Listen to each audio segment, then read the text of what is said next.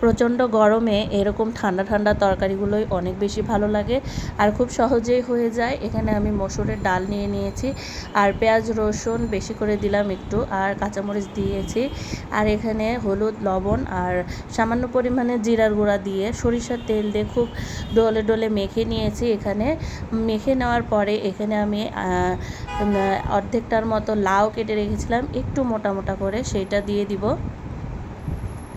গতদিন এই ভিডিওটায় একটু দিয়েছিলাম একটা গান দিয়ে, তো দেখলাম যে সাথে সাথে কপিরাইট চলে আসছে, যার কারণে ভিডিওটা ডিলিট করে দিয়ে আজকে আবার আমি ভয়েস দিয়ে দিতে হচ্ছে।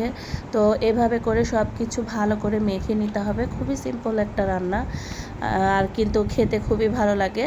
তো এভাবে করে মাখা হয়ে গেলে এখানে আমি পানি দিয়ে দিব একবারে বেশি করে, মানে দুইটাই যাতে সিদ্ধ হয়ে যায় ঠিক সেজন্য সেই পরিমাণ পানি দিয়ে দিতে হবে। এখানে পানি দেওয়ার পরে ঢেকে রেখে দিব কিছুক্ষণের জন্য, আর অল্প কিছুক্ষণ পরেই কিন্তু রান্নাটা হয়ে যায়। এরকম যখন হয়ে আসবে তখন আর কিছুই না, পেঁয়াজ দিয়ে একটু পাঁচফোড়ন দিয়ে তেলে দিলেই হয়ে গেল। আপনারা বাসায় অবশ্যই ট্রাই করবেন। এই গরমে এই ধরনের খাবারগুলো কিন্তু অনেক বেশি ভালো লাগে, আর সবচেয়ে বড় কথা খুব সহজেই হয়ে যায়, রান্নাঘরে খুব একটা টাইম থাকতে হয় না।